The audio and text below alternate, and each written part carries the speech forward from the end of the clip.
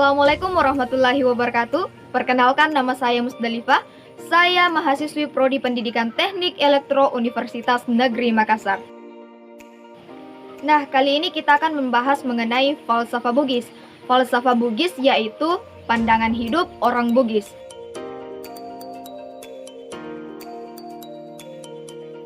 Nah, falsafah yang pertama ada Ininnawah.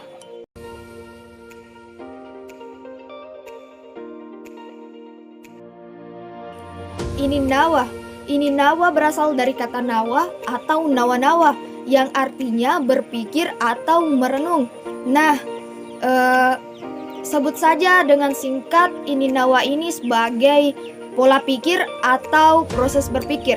Yang pertama, proses berpikir di sini kita artikan sebagai berpikir dulu sebelum bertindak, sehingga tindakan yang kita lakukan adalah sesuatu yang terencana, sehingga tidak akan menimbulkan penyesalan di kemudian hari. Kemudian yang kedua, pola pikir, di mana pola pikir ini kita artikan sebagai sudut pandang kita terhadap segala sesuatu. Kita harus berprasangka baik terhadap segala sesuatu, terutama kepada pencipta dan takdir.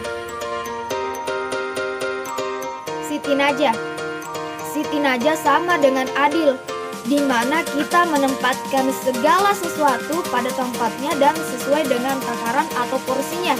Contohnya, seseorang berbuat baik kepada kita, kemudian kita balas kebaikan seseorang tersebut dengan kebaikan. Nah, itu artinya adil. Biasa maka deogi Siti Najah memang.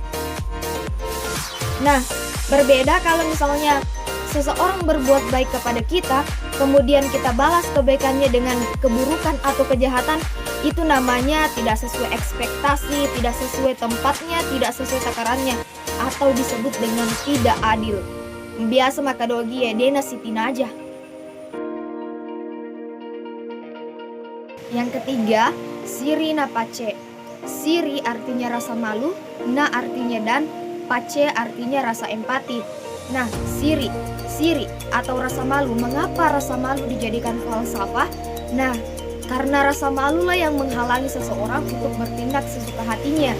Karena rasa malulah yang menggerakkan otak seseorang untuk berpikir dulu sebelum bertindak, sehingga tindakan yang mereka lakukan itu bukan merupakan aib yang bisa menyebabkan keluarganya itu merasakan malu. Makanya rasa malu ini sangat penting untuk dijadikan pegangan hidup.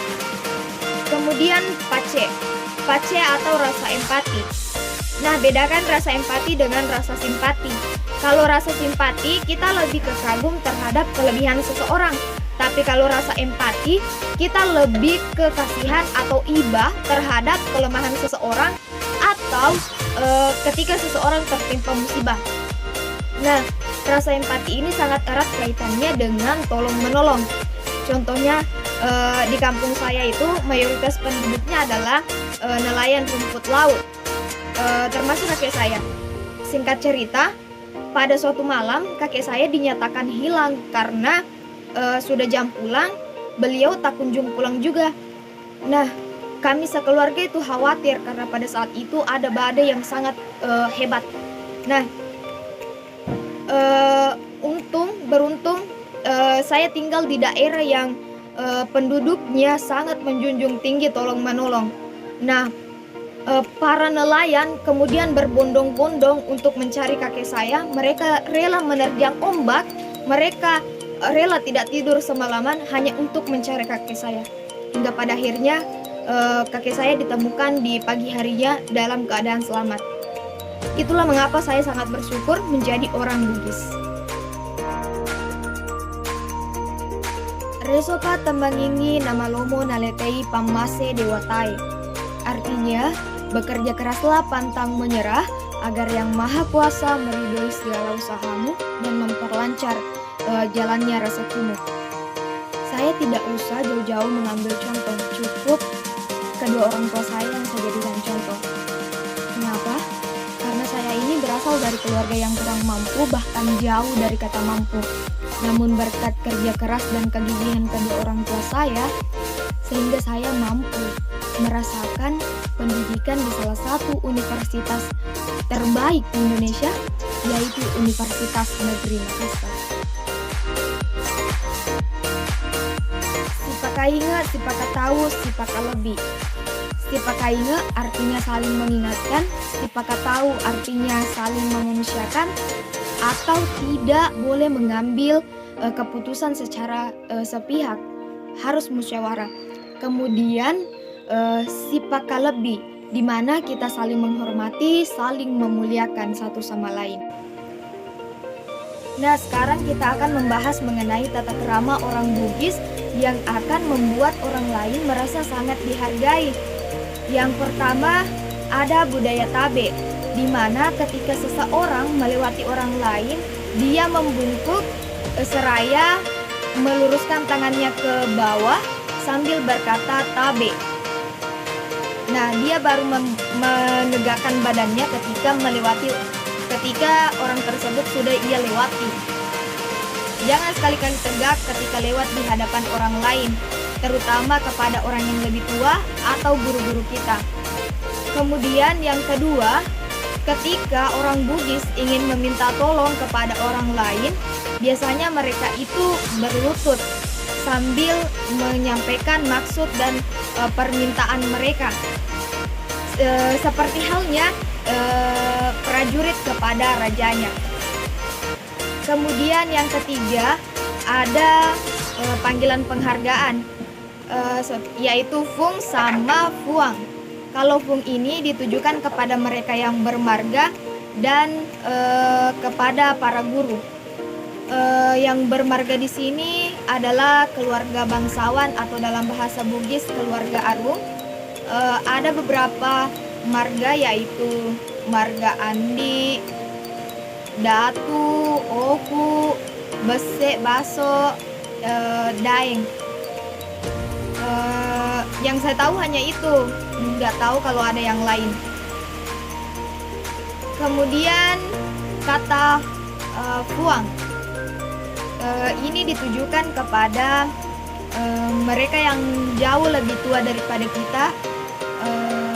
Contohnya Fuang Ngaji, Fuang Neni, begitu.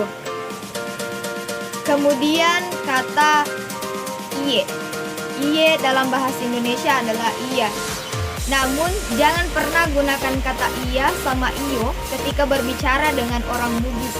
Karena bagi orang Bugis, kata iya sama kata iyo adalah kata yang kurang sopan. Kemudian idi dalam bahasa Indonesia adalah kamu. Jangan sekali-kali katakan iko, karena iko adalah bahasa yang kurang sopan. Kemudian ada ki. Ki ini bisa dikatakan imbuhan ketika kamu dengan kata kerja digabung. Contohnya kamu dipanggil. Dalam bahasa Bugis itu kita mengatakan no biki. Jangan sekali-kali mengatakan no biko. Karena kalau kita mengatakan no biko, maka kita akan dicap sebagai orang yang kurang ajar, tidak tahu sopan santun. Kemudian sama ada juga kata tak. Tak ini juga imbuhan untuk kepemilikan. Dimana kalau misalnya pulpen kamu, pulpenmu. Nah, di sini kita mengatakan dalam bahasa Bugis pulpen tak. Jangan sekali-kali mengatakan pulpenmu, karena pulpenmu itu adalah bahasa yang kurang sopan. Yang terakhir, taruhada tarogau. Nah, kalau kita sudah memiliki prinsip taruhada tarogau, maka bisa dikatakan kita bukan orang munafik. Mengapa? Kita kalau sudah memiliki prinsip taruhada tarogau, kita adalah orang yang jujur, orang yang amanah, dan orang yang tidak suka ingkar janji.